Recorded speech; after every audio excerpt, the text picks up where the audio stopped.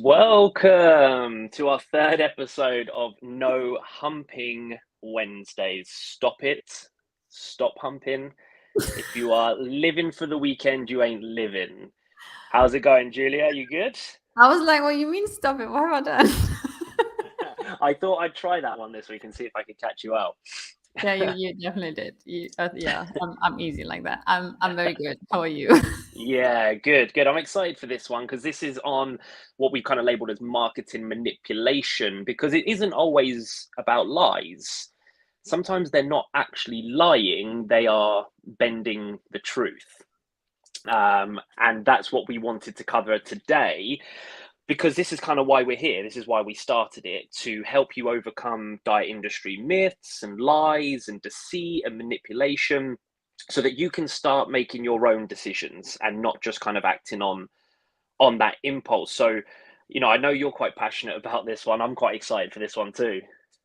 Yeah, because and I think also like why we kind of connected in the first place was because we're both like zero BS, and a lot of bullshit in this industry has to do with not necessarily wrong marketing claims, although sometimes it is very much wrong.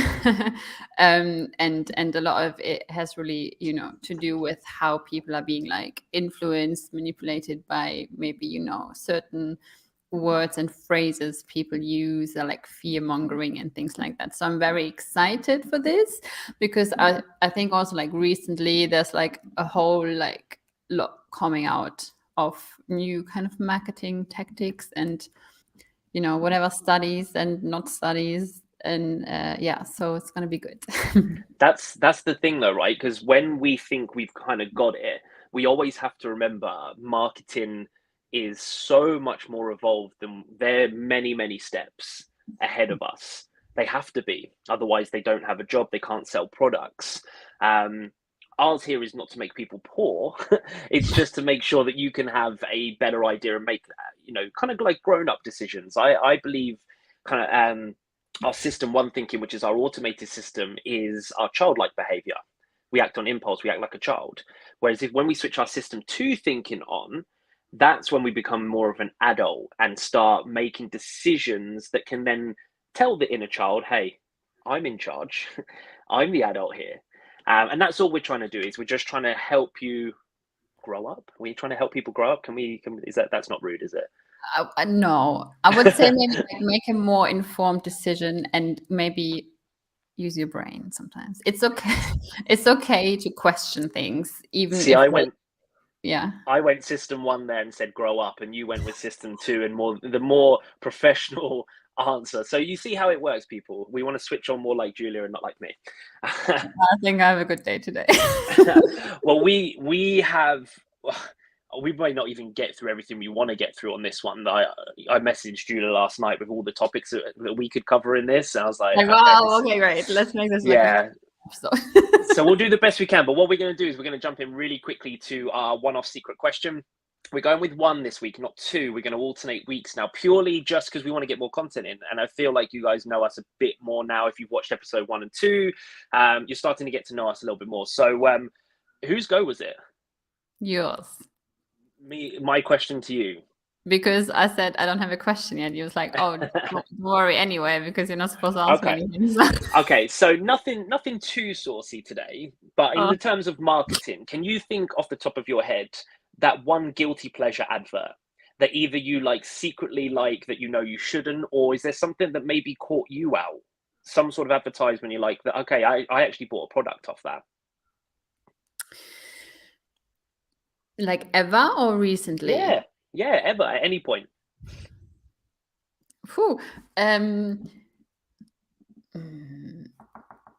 I like getting Julia thinking, don't I? I'm not okay. I would lie if I say I'm not easy influenced.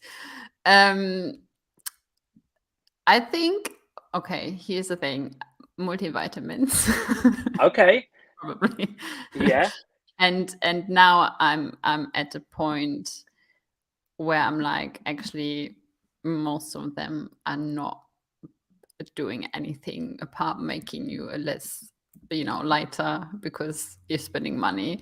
Yeah, I'm not a fan of multivitamins anymore because I think supplements in general are a very touchy topic. Maybe we should do an episode on that, but mainly because, first of all, do we need so much to supplement on? Probably not. How is the multivitamin actually benefiting you? Because how much can you really good quality fit into a small pill like this? So I think that's that. Before I was a raving fan and always needed to stock up and take all the multivitamins there are. And now I'm it's actually probably more a waste of money than anything. Don't get me wrong, they're probably good for certain things and certain people, but do you need them? Probably not. I think we've all had the pill pots, right? Oh yeah. The morning, right? This one. I think we've all had those. But the biggest thing on that is the term supplement. It's not mandatory. It's not what you should have in your day-to-day nutrition. It is a supplement for something that you are missing. Whereas actually where we often use it now is more of that, whether we call it lazy or ease approach, we feel like that's the gap void. But food is first always. If you type in any of your conditions online, anything that you're suffering with, it will say exercise, it will say balanced diet, it will say get your fruits and your veggies in and your micronutrients. It will say the same thing for most of the treatment.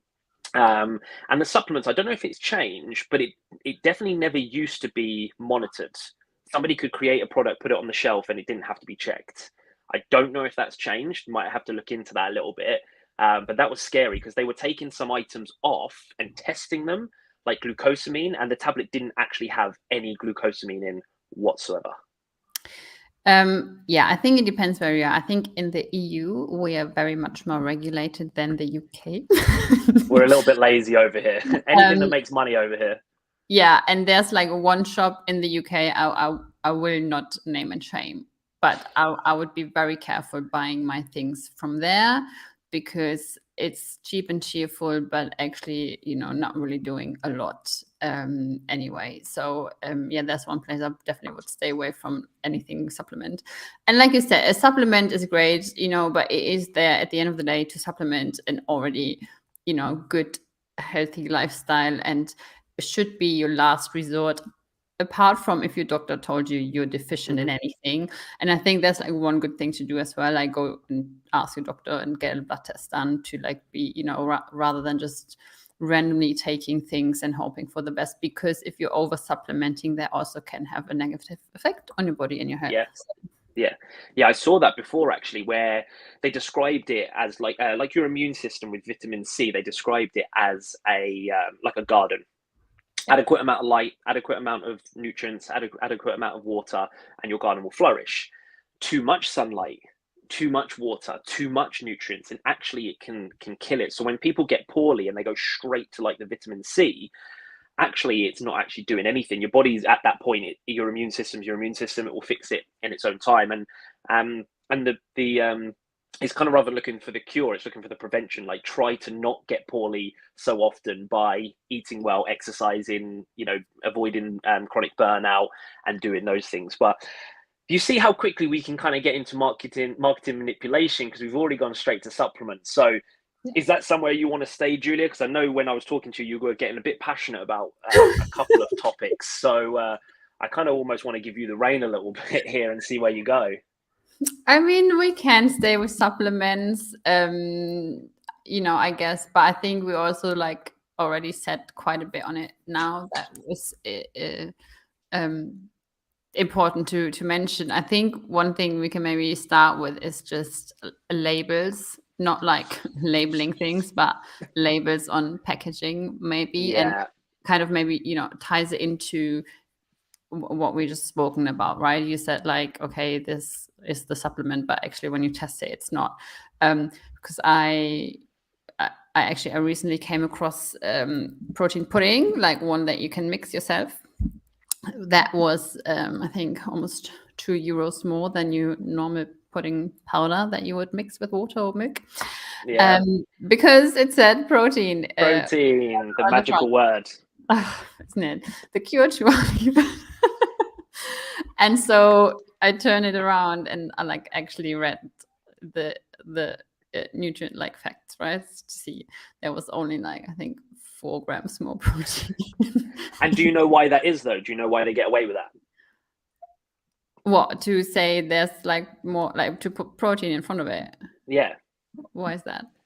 Well, it only needs to be a certain amount more than like their normal product. So if their normal product is like 2 grams and the protein product is 4, it just has to meet a certain threshold for them to use that terminology, which is it's mad. But again, the thing is, this is what we're trying to do, is get people to do what you did there and just take 2 seconds and just pick it up and have a look. Because I like where this is going, because there is a lot of products like this. Because I also promise you, protein is very important, and most people don't take enough protein in the diet. However, 3 grams will not make up. No, it won't. And it's probably full of other stuff as well. And this is where that I think where you've gone right there with that labeling approach, because even if this was the whole topic, that's where it can go, because there's so much like this. Richmond sausages over here. Yeah. If you look at the packet, it says Richmond sausages. It does not say pork sausages. Why does it not say pork sausages? Because it does not have enough pork in it to qualify as a Richmond pork sausage. Really? Yes. Okay. And there's so much on the labeling side that we need to know about. Just to take a second, hey, my missus loves Richmond and she does not care less what's in it. And that's fine. That's absolutely fine. But especially with like the protein, where we're looking, I don't know what, 20 to 30 grams is a reasonable amount for a standard person looking to get protein in a meal. And like you said, if you're looking at a product thinking it's high protein and it's not, that's where you could be going wrong. And then it's more expensive. And you're probably better off making your own protein pudding, or buying the little protein pudding pots where there's literally actually 20 grams in. Makes great pancakes as well, by the way. Or, just, other ways. But yeah, to just become, like I said in the beginning, like start to use your brain. Start like in the most respectful way ever. But start questioning things, and just because it says somewhere on the label or someone with whatever XYZ credential tells you it is so, doesn't mean it's like that, so it's okay to question things, to do your own research, read the label, learn how to read the label as well. That's very important as well. And just make more informed decisions. Because another one that I love, and it's a game changer, is low fat. This item is low fat, which is great. Fat is 9 calories to the gram, for anybody that doesn't know. Carbs and proteins are 4 calories to the gram. Fat is also delicious. So if you remove fat from an item, if you think of all your fatty items, generally you'll go, that's off the top of my head, delicious, delicious, delicious. When you remove fat, you remove taste. So you in a product, you've got to replace that taste. What do most companies use? Any idea? Oh, yeah. I'm with you here, Julia. Put me on the spot. Yeah, well, they use some kind of like additives to like make up for it, right? Yeah, and most of the time it's sugar. Now it is sometimes, which we'll go on to into a second, like sweeteners, but often it goes to sugar. Sugar is a lot lower in calories, which then reduces the calories that makes the product low fat. But generally, it's a little bit more unhealthier. You get your sugar spike and crash, which then you end up, it doesn't really fill you up as much. So you end up, as much as your item that you're eating now is smaller, you're probably going to get those calories back later in the day anyway, because you actually haven't filled yourself up. So when it says low fat, often you'll see high sugar. If you don't, it will be sweetener. But then what you'll probably find is then the item will actually be high protein, because then you get the filling element and the thickness from that. So it's funny how they manipulate these products, because really they don't care whether we gain weight or lose weight or build muscle. They just, the best they can to sell an item. Protein became a cool fad word, and so as many others. So the low fat one is amazing. I can't believe it's still going. I mean, it depends what it is. I do buy low-fat items, like, especially when it comes to cheese and things. But, most of the time, there's less, you can actually taste the difference in like yogurts, right? Where it's not that bad, where they substitute with too much sugar or whatever.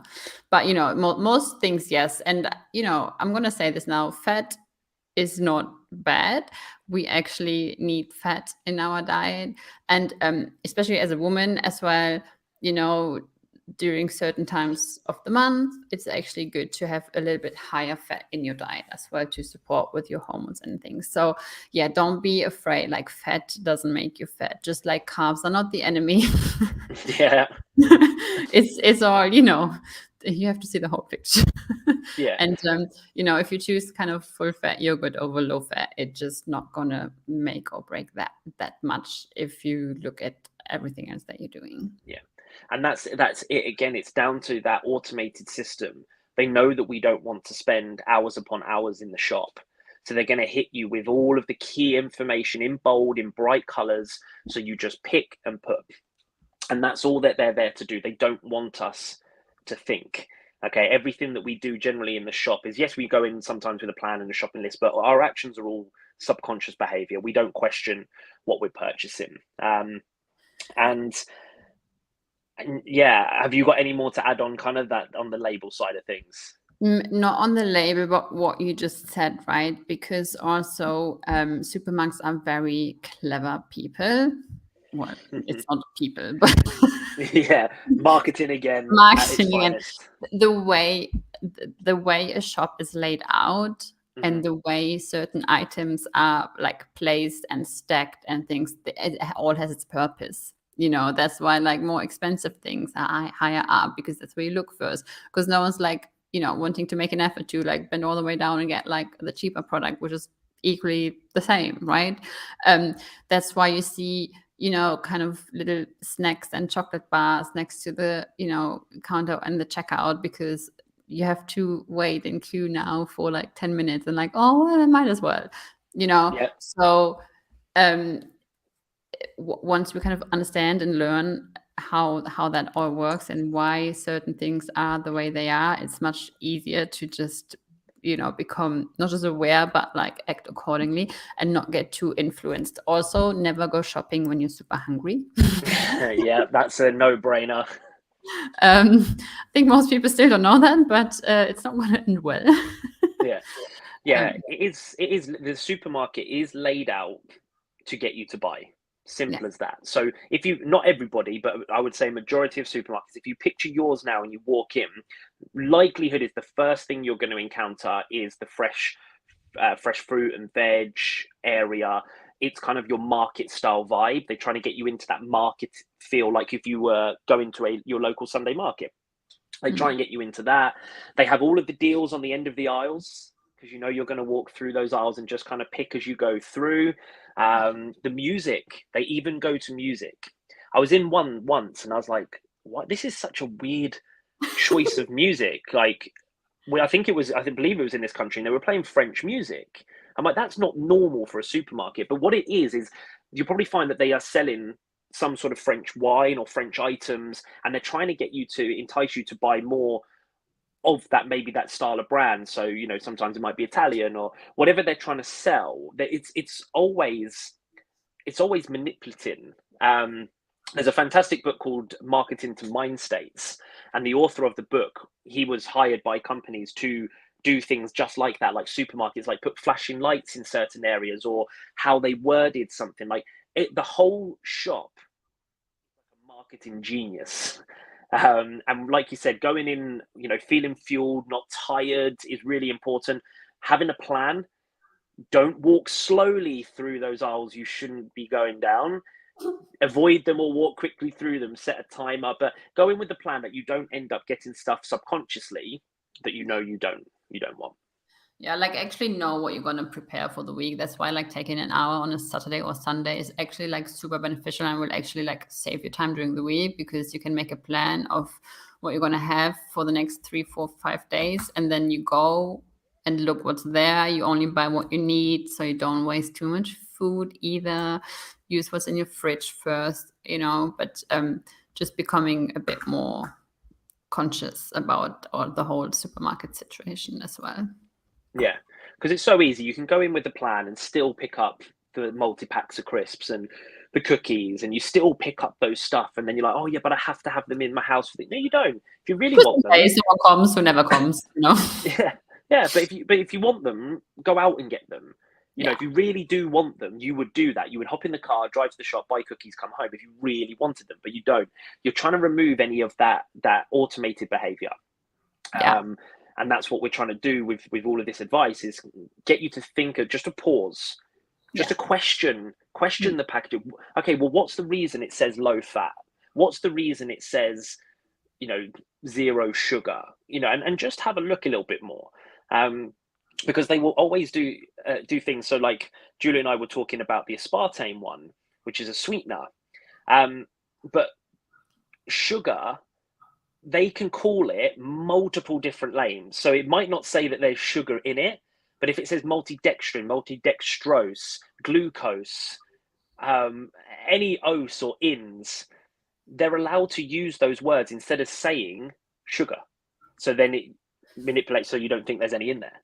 Yeah, well, you know, if we want to talk about this and this whole like diet soda things, right? It's not that bad for you. It's definitely much better for you than drinking the normal sodas with, you know, however much sugar there is in there. So you're actually better off drinking the diet sodas. Aspartame won't kill you. It's not dangerous. You actually would need to, I think, what was it? 70 cans of, you know, Coke, Diet Coke, in order for it to be That's dangerous. a lot. That's a lot. I don't think anyone's going to do that, right? And this is it, right? It's like this whole like fear mongering, whatever. People don't know how to read studies properly. If there's a study which is done on 4 people,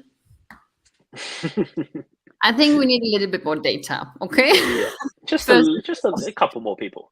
Just because it says science says, you can still question science. You know, ask those people where, you know, please, can I have your references so you can reread it, like, you know, have a read yourself. But also, again, diet sodas are actually not bad. They can be very, very helpful for you to make better decisions, especially if you're someone, you know, who's a little bit, quote unquote, addicted to sodas. Again, you're way better off drinking a can of Diet Coke than a normal Coke. And also, people always go out and so quickly to get upset about aspartame, have no idea what that actually is. Yeah. But then go out on a weekend and drink 5 liters of wine and beer and shots and what have you, and then you go and get all the junk food in the world. I promise you, that's much worse than drinking 2 cans of Diet Coke. Yeah, and that's the perception, isn't it? Talk about that, right? Because that's normal in society. Yeah, but that's the perception. I said to somebody the other day, I knew some people that were refusing COVID jabs that did other recreational stuff that, you know, that you would really, really question, and it's all you know, perception and choice at the end of the day. And I love Lane Norton. Okay, I love him. He is an absolute study geek, and he will give you the facts. He's true to the facts. He actually knows how to read studies and how to like give references and how to properly communicate them, and he isn't really biased, right? Like, because reading is a study, you can also just cherry pick what you like about that study, and why he isn't like that. He's very like, this is the fact and this isn't, and even though I don't agree with it, it's still a fact, right? So it's really good. Yeah, sorry to interrupt. And that's all right. No, but he say, because he is, you know, he's kind of like a knight in shining armor in kind of like the study world, and it isn't just on aspartame. He is quite passionate about that. But what he says as well is, he says the dosage is, the poison is in the dosage, not in the actual item, you know. So, and a lot of the studies, initial studies, were done on rats. Well, we're not rats, we're humans. So it's quite a big difference. So a lot of it, like you said, the most recent one was purely the media going, you know what, we probably haven't got anything to talk about. Let's use the horrible C word. Yeah. And we have 2, but I think most people know which one. Let's use that because people are going to read this and people are going to come in and talk about it like we are. And that's all they want. They just want conversation. Then they get more people looking at their articles and buying newspapers because people are talking about it. Yeah. And it's like right now, we can't leave the people hanging for too long without actually causing something that's going to scare them off and makes them upset. So Yeah. what can we do now? Yeah, Because why would they give us a rest for a day, right? but the fear works. Yeah. Fear works. It does. It's unfortunate, but what I always say is a lot of people blame the media. I always say, well, look at us. Like, if we don't watch the news, if we don't talk about it, they'll have nothing. Yeah. But that's because that's what us humans do. That's what we feed off.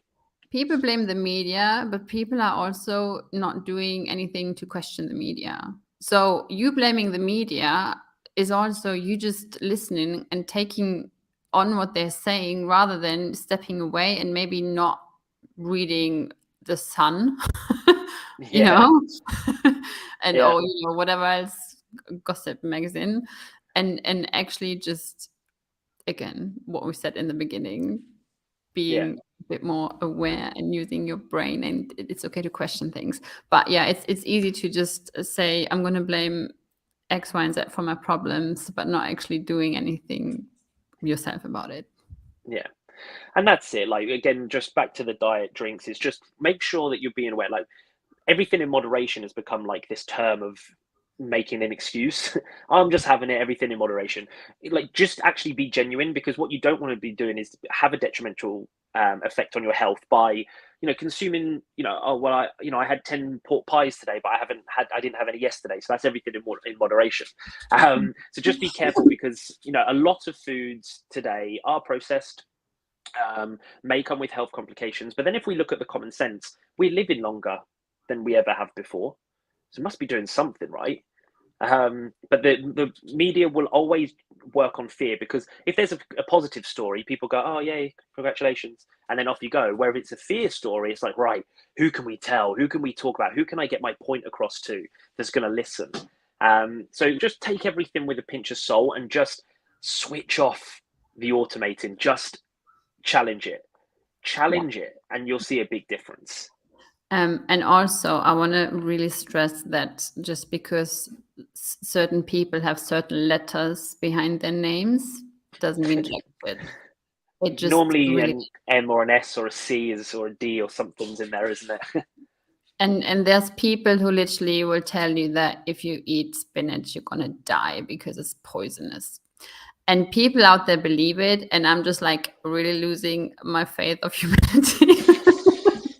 Because if we can't even eat freaking vegetables from the garden anymore, I think all hope is lost, without actually questioning what this person is saying, and maybe thinking, oh, maybe they have something to sell me, because that's usually what it is, right? They create so much fear because they want to push their product on you, because now you're like in desperation mode, and obviously they're the only cure there is out there. So and that would be like a greens product, right? You probably find it's a doctor pushing some sort of powdered green to say, look, don't eat veg. This is way better. It gets in your system, blah, blah, blah. There's nothing better than real organic food. That's just, we've known that for centuries. So, you've always got to look at what's behind it. People are all in business, people all have to make money, but there's an ethical way of doing it. And there's an unethical way that they just literally line in their pockets, and they don't give two hoots. Your name, where you're from, what you do, how ill you're going to get later. They do not care. And that's unfortunate with the world we live in.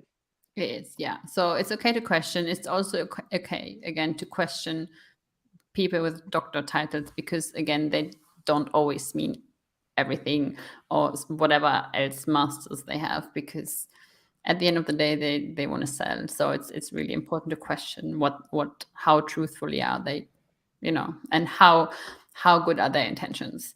And just, a good indication for someone being genuine is always when you ask a question and they start the answer with, it depends.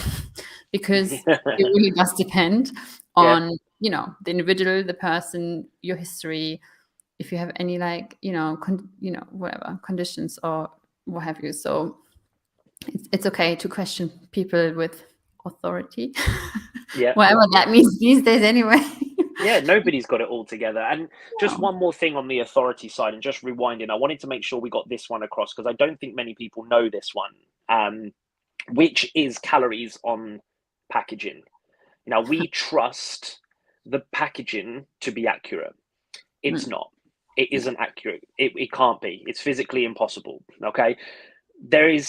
I've read today actually two different ones, but I've seen before there's a 20% leeway on calories in a product. Now, some people say that's a good thing. Like they'll say the calories in the package is higher than actually what the product is, which is okay.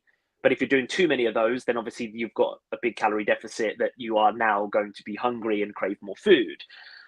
I've saw today somebody put even up to 25% leeway on calories. That's huge. That's why calorie tracking is a great awareness tool, but it's not perfect. So we do really need to be mindful because, like I always say, pick 2 tuna sweet corn sandwiches off the shelf. You're telling me there's the exact same tuna flakes, the exact same mayo, the exact same sweet corn in both of them. It's impossible. It's impossible. So it's something we need to be more aware of, that these calories are not accurate anyway. So don't try to be obsessive and be accurate. Just be as mindful and and have your best awareness as you possibly can. Yeah, knowledge is power, and although it is, it's to an extent calories in, calories out, like, it is true. It's also important that you understand how to read data, right? I always tell my clients it's very important that we understand how to read data. How do we read those calories? How do we read the number on the scale? So it's not just the whole like health, fitness, whatever industry. It's not as black and white as people sometimes make it. There's lots of layers to it, and you need to understand it. That's why it's important to have a professional on your side, for a certain amount of time. Shameless plug. Yeah. Pick me. No, because we can then help you guide through these things, because we have maybe a better understanding of how things work and what they mean. Because again, if you, Shaun, eat that tuna corn sandwich, it has a whole different effect than it would have on me, for example, right?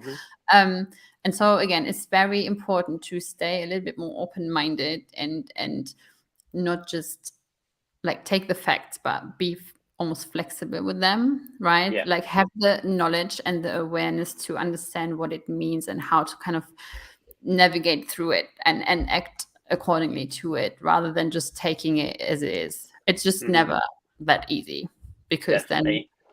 then we would all just be running around being happy with our bodies and lives.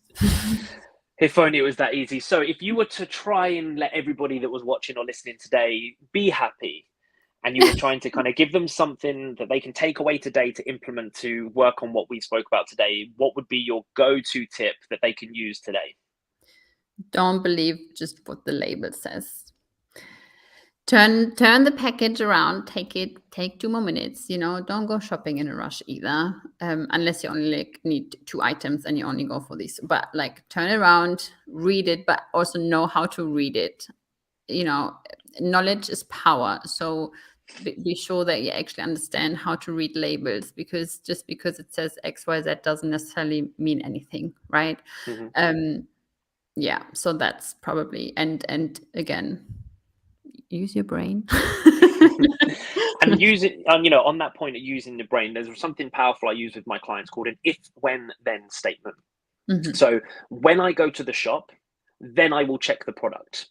You kind of pre-frame yourself in the shop by using this. It's a statement that's used with addicts to help them avoid using their bad routine. So you can use it to create a new good routine as well. So when I go to the shop, or if I go to the shop, whatever, then what are you going to do?